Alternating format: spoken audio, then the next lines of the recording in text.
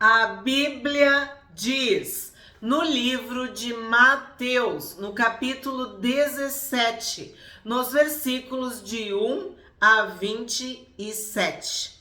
6 dias depois, Jesus tomou consigo Pedro e os irmãos Tiago e João e os levou em particular a um alto monte. Então, Pedro, Tiago e João. Eu falei para vocês que este era o círculo íntimo de Jesus, né? Eram aqueles discípulos, né? Aqueles apóstolos que tiveram a honra de participar de momentos cruciais, dramáticos, críticos da vida do ministério do Senhor Jesus. Testemunhas oculares. E a Bíblia diz, né, que tudo se esclarece com o testemunho de duas ou três testemunhas. O testemunho de duas ou três testemunhas. E Pedro, Tiago e João foram essas testemunhas. Todos os discípulos, mas esses três especialmente, e se tornaram líderes, referências da igreja primitiva. E em particular, então eles privavam, eles tinham a honra de testemunhar momentos particulares, fortes, intensos. A intimidade do Senhor é para aqueles que o temem. E aí tu pensa, por que ele escolheu Pedro, Tiago e João?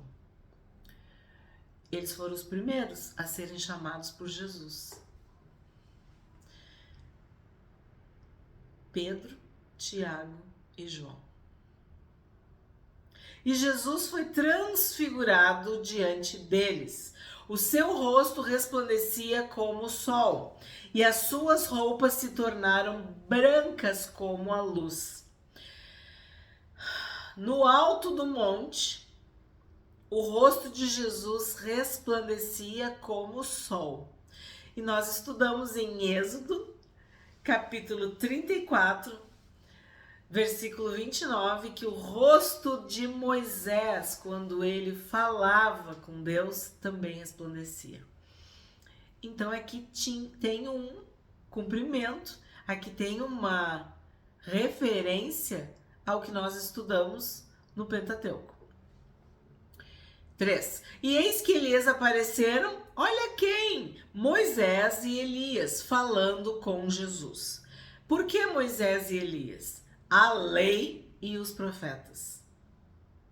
Jesus veio cumprir a lei e os profetas. Toda a lei e os profetas foi cumprida em Jesus, foi cumprido em Jesus. Tudo está consumado, realizado, tudo que foi dito, tudo que foi anunciado, toda a mensagem pregada se consolida, se realiza em Jesus. Então Moisés representa a lei e Elias os profetas. Então Pedro, tomando a palavra, disse a Jesus: Senhor, bom é estarmos aqui. Se o Senhor quiser, farei aqui 3 tendas. Uma para o Senhor, outra para Moisés e outra para Elias. Falava ele ainda quando uma nuvem luminosa os envolveu. E eis, vindo da nuvem, uma voz que dizia: Este é o meu filho amado, em quem me agrado. Escutem o que ele diz. Ao ouvirem aquela voz, os discípulos caíram de bruços, tomados de grande medo. Jesus aproximou-se e tocou neles, dizendo: Levantem-se e não tenham medo. Então eles, levantando os olhos, não viram mais ninguém a não ser Jesus. Eles tiveram o privilégio de ouvir a voz de Deus. Este é o meu filho amado, em quem me agrado. Escutem o que ele diz. Jesus é o filho amado do Pai. Nós somos filhos e filhas amados e amadas do Pai. Quando Deus fala, Ele está legitimando, Ele está dando autoridade, Ele está testificando, confirmando que Jesus é seu filho. No capítulo anterior, Pedro disse que Jesus era o filho do Deus vivo. E agora, 6 dias depois, Deus está dizendo, ele é o meu filho amado. Então, o Pai do céu está dizendo, Jesus é meu filho. Então, as pessoas amam a Deus, mas e o Filho de Deus que morreu por ti? Jesus é o Filho amado do Pai. E é muito forte imaginar, né, que eles caíram de bruços, tomados de grande medo, quando ouviram essa voz. 9. Ao descerem do monte, Jesus lhes ordenou, não contem a ninguém o que vocês viram, até que o Filho do Homem ressuscite dentre os mortos. Aí tu pensa, quantas vezes Jesus dava essa instrução, né? Fazia essa advertência. Não é para sair falando, não conta para ninguém, não sei o quê. Por quê? Aqui tem a resposta, ó. Até que o Filho do Homem ressuscite. Porque havia um tempo. Jesus veio na plenitude dos tempos. Tudo aconteceu na plenitude. Era tudo perfeito como Deus tinha planejado. Então a gente tem que entender essa soberania. O que tinha que acontecer, as pessoas que tinham que se salvar, se converter, ser curadas, toda a obra, todo o ministério de Jesus. Então, não era para falar sobre a transfiguração, até que o Filho do Homem ressuscitasse. 10. Mas os discípulos perguntaram a Jesus, por que então os escribas dizem ser necessário que Elias venha primeiro? Olha os escribas aí. Jesus respondeu, de fato, Elias virá e restaurará todas as coisas. Eu, porém, lhes digo que Elias já veio e não o reconheceram. Pelo contrário, fizeram com ele tudo o que quiseram. Assim também o Filho do Homem irá sofrer nas mãos deles. Então os discípulos entenderam, né? Aleluia, que eles entenderam que ele estava se referindo a João Batista. E eu já expliquei em outros vídeos sobre essa questão do Elias, né? E João Batista era um tipo de Elias, né? Uma voz do deserto, um profeta que confrontava os pecados, tanto do povo quanto do governo. Então, Elias já veio, é João Batista. Eu, porém, lhes digo que Elias já veio. E ali, eles disseram, ele estava se referindo a João Batista. 14. Quando eles chegaram para junto da multidão, um homem se aproximou de Jesus, ajoelhou-se e disse. Então, ele adorou, ele foi humilde, né? Ele reverenciou o Senhor Jesus, se ajoelhou diante de Jesus. Senhor, tenha pena do meu filho, porque ele tem convulsões e sofre muito, pois muitas vezes cai no fogo e outras tantas cai na água. Então aqui o filho dele tinha convulsões, havia muito sofrimento envolvido e muitas quedas. Cai no fogo e cai na água. Apresentei-o aos seus discípulos, mas eles não puderam curá-lo. Jesus exclamou, ó geração incrédula e perversa, até quando estarei com vocês? Até quando terei de aguentá-los? Tragam o menino até aqui. E Jesus repreendeu o demônio e este saiu do menino. E desde aquela hora o menino ficou curado. Então os discípulos, aproximando-se de Jesus, perguntaram em particular, por que motivo nós não pudemos expulsá-lo?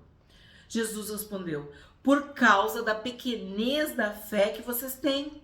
Pois em verdade lhes digo que, se tiverem fé como um grão de mostarda, dirão a este monte: mude-se daqui para lá, e ele se mudará.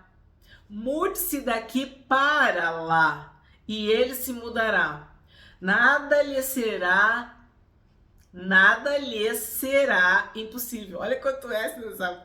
Nada lhes será impossível. Mas esse tipo de demônio só pode ser expulso por meio de oração e jejum. Eu achei importante ler tudo, né? E agora nós vamos fazer os destaques. Jesus várias vezes falou sobre geração má e adúltera, geração perversa e adúltera. Aqui ele está falando geração incrédula e perversa. Então, o que quer dizer isso? É um povo que não está lendo a Bíblia, que não está orando, que não está jejuando, que não está ajudando os pobres, que não está vivendo a vida cristã, a vida da igreja, a vida santa, reta e piedosa, enfim, não está vivendo o evangelho. Assim como nos nossos dias. Uma geração incrédula. Como que tu vai ter fé? Tu tem que ler a Bíblia. A fé vem pelo ouvir. E ouvir o quê? Ouvir a palavra de Deus.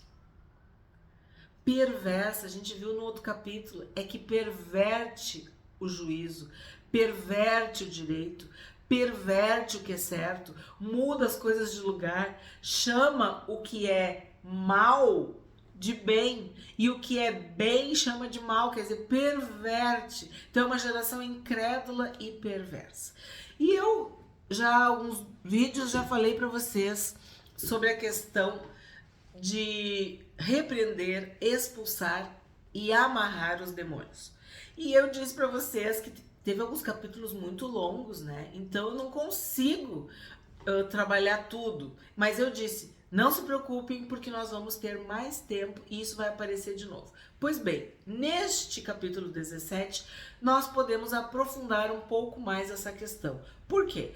Porque a cura desse menino é muito significativa e emblemática para essas questões espirituais, de batalha espiritual, de possessão, de demônio, tá endemoniado, essas coisas todas. O que a gente já viu? Tu é inscrito no canal A Bíblia Diz? Tu é inscrito no canal A Bíblia Diz? Então, eu falo assim porque vocês fazem parte deste canal. Cada vez que tu assiste, que tu curte, que tu comenta, que tu ora, que tu abençoa, tu tá fazendo o canal A Bíblia Diz. Então, eu me refiro aos que estão diariamente aqui comigo no YouTube. Mas se esse vídeo é novo para ti, nós estamos construindo uma playlist sobre Mateus. E tu pode e deve acessar essa playlist e assistir os vídeos anteriores. Mas quem está aqui diariamente entende o que eu digo. Que nós já vimos várias vezes Jesus expulsando demônios. Nós vimos ele mandando Satanás embora no deserto, na tentação, no capítulo 4. Vai embora, Satanás. E a Bíblia diz que Satanás foi embora e os anjos de Deus, os anjos dos céus, vieram servir Jesus. Falei para você sobre aquele dia da casa, que o demônio sai da casa, a casa fica limpa, adornada, enfeitada e ele traz mais 7. Então, o demônio, ele não sai por livre, espontânea vontade, não. A pessoa morreu, aí ele sai. Porque ele quer um corpo vivo para habitar, para fazer o mal. Né? Ele vem para roubar, matar e destruir. Então, se já está morto, já está destruído, o que ele vai procurar outro corpo. Então, como é que o demônio sai? Sendo expulso. Mas como que tu expulsa? Tu tem que amarrar o valente. Jesus disse, não tem como tu entrar na casa do valente. Vamos lá, gente. Vamos. Canal da Bíblia aberta, vamos lá. Mateus 12. Verso 29. O que Jesus falou? Nós já estudamos, mas eu tenho que retomar com vocês. Ou como pode alguém entrar na casa do valente e roubar-lhe os bens sem primeiro amarrá-lo? E só então saqueará a casa dele. Então, se o valente tá na casa, tu tem que amarrar. E aí, esse versículo tá falando de Satanás. Porque tu lembra que ele estava acusando Jesus de expulsar o demônio pelo maioral dos demônios? Se tu não assistiu, assiste o vídeo. Então, o valente aqui, neste contexto, é Satanás. É o diabo, é o maligno. São as trevas. Então, como que tu vai enfrentar? Tu tem que amarrar. E como é que tu amarra? Em nome de Jesus. Não foi dado um nome na terra, no céu, embaixo da terra, em lugar nenhum mais poderoso que o nome de Jesus. As portas do inferno não podem prevalecer contra Jesus, contra a igreja, contra o nome, contra o sangue de Jesus. Porque quando o Senhor Jesus ressuscitou, ele tomou as chaves da morte e do inferno nas mãos de Satanás. Então, amarrar é fazer com que a atuação pare. Quando tu amarra, tu prende, paralisou, parou. Então tu tem que interromper a obra. E isso é amarrar o valente. Como pode alguém entrar na casa do valente e roubar-lhe os bens sem primeiro amarrá-lo? Tu tá escutando, amados? Tu tá escutando, amada? Primeiro tu vai amarrar. Porque ele estava aprontando, convulsões. Ele estava fazendo sofrimento. Então tu tem que interromper o sofrimento. E como é que tu interrompe? Tu amarra em nome de Jesus. Em nome do Senhor Jesus. No que tu amarrou, parou. Tá amarrado, né? Por isso que os crentes falam. Tá tudo na Bíblia. Mateus 12, 29. Anota aí, que isso aqui vai ser bênção na tua vida. Aí, tu tem o repreendeu. Jesus repreendeu. Jesus expulsou. Vamos aqui. Mateus 17, que é o que a gente tá vendo. 18. Tem várias, mas eu tô nesse capítulo, então vamos aqui. E Jesus repreendeu o demônio. Ele repreendeu. E aí pode ser repreendeu Satanás, repreendeu o demônio, repreendeu o espírito imundo, o anjo mau. O nome que a Bíblia trouxer. Principado, potestade, entendeu? Repreendeu. Eu, como professora, 32 anos, de criança, adolescente, jovem, adulto, eu sei o que é repreender. Repreender é quando tu usa a autoridade, a tua firmeza, para que aquela pessoa entenda que quem manda ali é tu. Entendeu? Então, tu repreende. Tá entendendo? Estamos juntos? E Jesus repreendeu o demônio. E aí, o que diz? E este saiu do menino. Aí nós vamos para o expulsou. Mateus 4:10. Volta lá. 4. Eu já falei, né, sobre isso. Mateus 4:10. Então Jesus lhe ordenou: vai embora, Satanás, porque está escrito: adore o Senhor seu Deus e preste culto somente a ele. Com isto, o diabo deixou Jesus. Eu tô lendo o 11 também, então de repente vamos botar ali, ó. Mateus 4:10 e 11, porque ele expulsou, mandou embora, mas e aí? O 11 diz que isso aconteceu. São muitos exemplos, mas eu tô só aqui em Mateus, tá? Tô só em Mateus. Então Jesus lhe ordenou: vai embora, Satanás, porque está escrito: adore o Senhor seu Deus e preste culto somente a ele. Com isto, o diabo deixou Jesus e eis que vieram anjos e o serviram. Então, o que nós temos aqui? Nós temos 3 ações de guerra espiritual, de batalha espiritual, de atitude. Tu vai amarrar, tu vai repreender e tu vai mandar embora, tu vai expulsar. Em nome de Jesus, em nome do Senhor Jesus. E a geração incrédula e perversa não consegue. Pequena fé não consegue. Porque para te acessar o mundo espiritual, tu tem que crer que Jesus é o Rei dos Reis e o Senhor dos Senhores. Tu tem que crer que o sangue de Jesus está sobre a tua vida, do alto da cabeça até a planta dos pés. Tu tem que crer que os anjos, 2/3 estão contigo. Tu tem que ser cheia do Espírito Santo. Tu tem que ouvir a voz de Deus, tu tem que ler a palavra de Deus, né? Então assim, ó, o sofrimento que o demônio estava causando nesse menino, nessa criança, era tão grave que ele caía no fogo e caía na água. Aí eu te digo, o que tu acha que ele queria fazer com essa criança? Jogar a criança no fogo e jogar a criança na água. Queria que a criança morresse queimada ou afogada. Então, não é o que eu falo para vocês? Roubar, matar e destruir? Mas Jesus veio para quê? Para anular as obras das trevas. Ele veio para nos dar vida e vida em abundância, vida perfeita, vida plena, vida completa, vida abençoada. Então, uma pessoa que está sofrendo convulsões, né? Que está sofrendo muito sofrimento, que está sendo derrubado, está caído. Tu tá entendendo o que eu tô falando? Tu tá vendo que aquilo ali é obra das trevas, é atuação demoníaca, que aquela pessoa tá sendo roubada, né? Ele tá tentando matar e destruir aquela pessoa, porque é essa a obra das trevas. Então, o que tu tem que fazer? Tu tem que, em nome do Senhor Jesus, amarrar, repreender e expulsar. E aí tem esta parte muito forte. Eu vou te dizer uma coisa. Resista ao diabo, né? Tem que resistir e ele fugirá de vós. Por que eu resistir? Porque às vezes não é um só. Lembra? Ele foi expulso, foi embora, saiu. Mas aí veio mais 7 piores que ele. Então existe hierarquia. Existe uns que são ruins de negócio, que são difíceis de sair, que são terríveis. Aí o que a palavra de Deus está nos ensinando para mim e para ti? Esse tipo de demônio só pode ser expulso por meio de oração e jejum.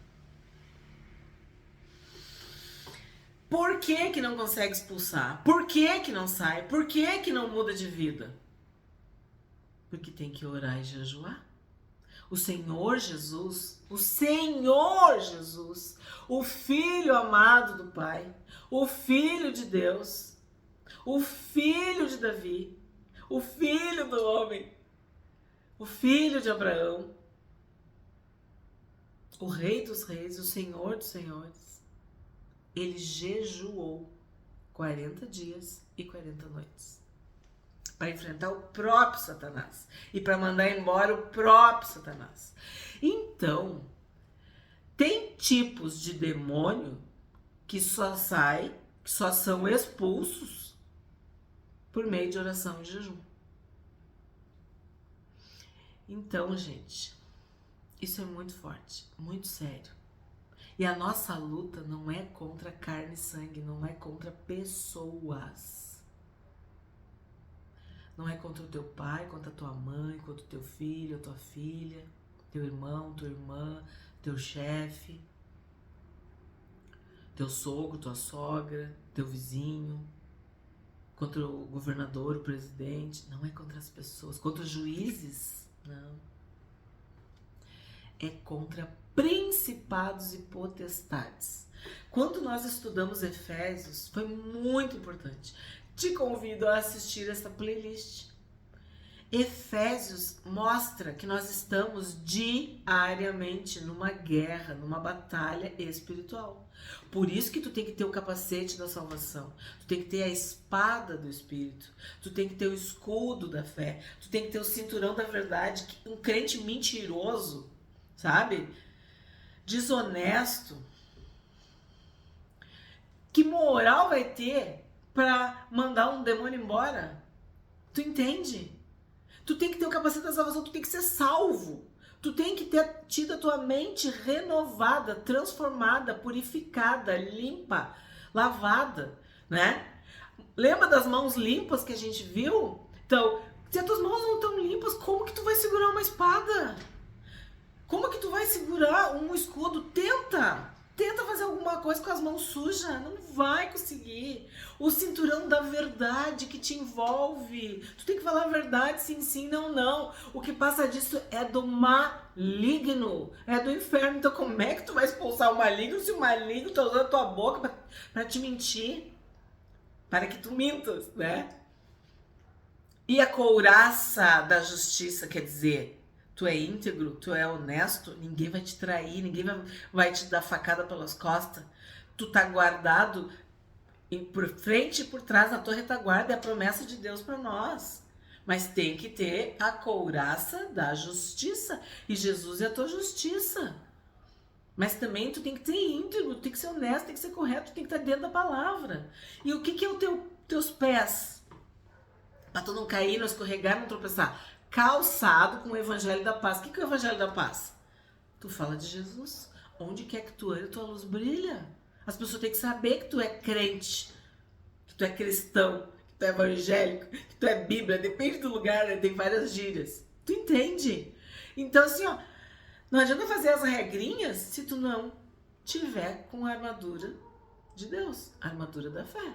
Porque aí também tu vai ser envergonhado, como muitos são. Não, tu não pode ter medo, porque quem é que tá contigo? Maior é o que está em nós do que aquele que está no mundo. Ai, esse assunto é muito forte e Jesus, desde que a gente começou, né, Mateus, tu tá vendo quantos embates, vamos dizer assim, quantos demônios, quantos espíritos malignos, quantas coisas aconteceram que Jesus usou a autoridade. Sai, tem que sair. E nós recebemos essa autoridade do Senhor Jesus. Nós somos representantes de Jesus na Terra. A gente tem o nome dele, o sangue dele sobre as nossas vidas. Então, oração e jejum são disciplinas espirituais. E a gente viu no Sermão do Monte. Outra playlist que o canal A Bíblia Diz já tem. Tu pode estudar só o Sermão do Monte. Teremos outros capítulos e poderemos voltar neste assunto. Se tu tem alguma dúvida, faz um comentário. Pode fazer ali, que é muito rico e muito importante. Porque cada vez está pior e mais difícil. As pessoas estão abrindo cada vez mais brechas para Satanás. E cada vez mais ele está pintando e bordando, roubando, matando e destruindo. E nós temos que entender que a nossa luta não é contra as pessoas.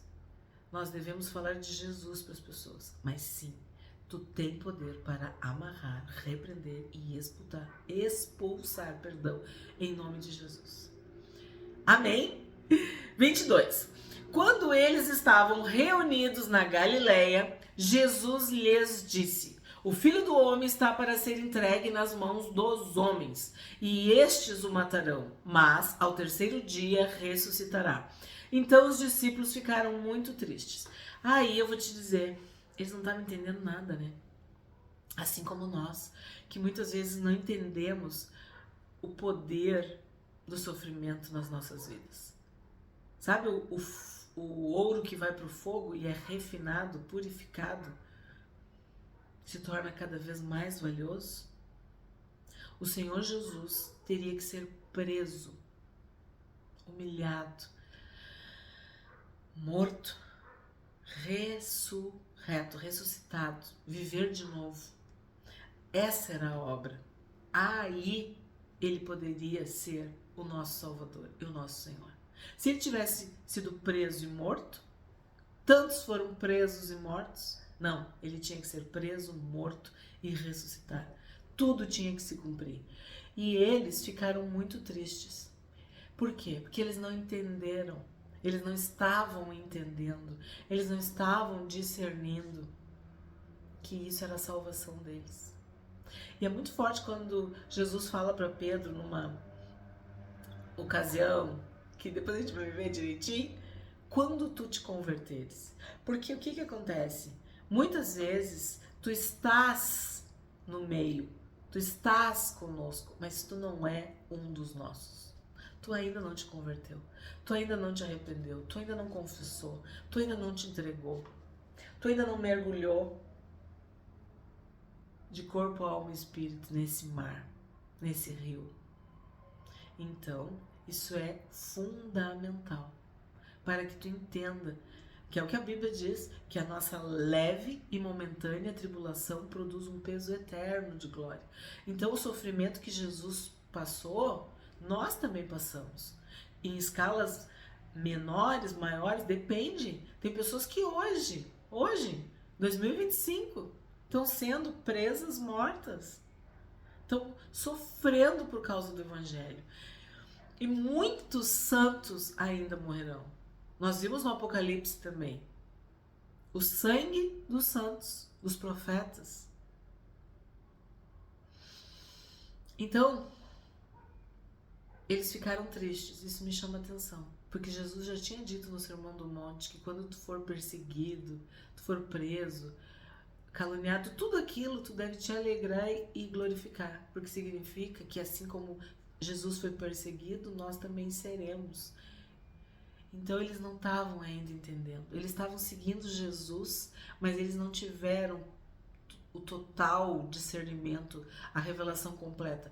Após a ressurreição, após o Espírito Santo, é que eles começam a entender e ver o que cada uma daquelas palavras do Senhor Jesus significava. 24. Quando Jesus e os discípulos chegaram a Cafarnaum, os que cobravam o imposto das 2 dracmas se dirigiram a Pedro e perguntaram: o mestre de vocês não paga as 2 dracmas? Então imagina que o Senhor Jesus, o Deus do ouro e da prata, não ia pagar os impostos corretamente, né? Estudamos em Êxodo 30, verso 13, Êxodo 38, verso 26, sobre o imposto do templo. Lembra disso? Então aqui ele está falando bem claro, 2 dracmas, tá? 2 dracmas. 25. Pedro respondeu: claro que paga. Se fosse gaúcho, ia dizer bem capaz. É claro que ele paga. Quando Pedro estava entrando em casa, Jesus se adiantou dizendo: Simão, o que você acha? De quem os reis da terra cobram impostos ou tributo? Dos seus filhos ou dos estranhos? Quando Pedro respondeu dos estranhos, Jesus lhes disse: logo, então ele concordou, os filhos estão isentos, mas para que não os escandalizemos, vá ao mar, jogue o anzol e puxe o primeiro peixe que fisgar. Ao abrir a boca do peixe, você encontrará uma moeda. Pega essa moeda e entrega aos cobradores para pagar o meu imposto e o seu. Então quer dizer que a moeda que estava dentro da boca do peixe era certinho para pagar os 2 impostos. Porque eram 2 dracmas, né? Então, 2 pessoas, 4 dracmas. Aí eu vou te dizer, para evitar escândalos. Olha, Jesus está dizendo, ó, para não os escandalizarmos. Olha a lição que fica para nós. Nós não devemos ser pedra de tropeço, de escândalo, de vergonha para ninguém. Porque acima de tudo, tu representa Jesus. Tu não pode envergonhar o Evangelho. E hoje em dia nós temos visto pessoas que se dizem cristãs e evangélicas e o que elas fazem é envergonhar. É um nome sujo, é um serviço péssimo, é 2 pesos e 2 medidas, é sim, não, talvez, pode ser, só enrolam, são desonestos. E imposto então, né? Acham que vão ser abençoados, prósperos, roubando do governo? Ninguém gosta de pagar imposto. Estudamos em Provérbios, há governos que taxam demais, que fazem muitos impostos e Deus não se agrada disso. Isso maltrata o povo. Mas não é porque eles estão errados que nós estaremos também. Então aqui Jesus está dizendo bem claro, tu tem que evitar os escândalos. Porque tu é filho, tu não é estranho. Tu pertence ao Pai, que é o dono do ouro e da prata. Então não vai faltar nada para ti. Faz o que é certo.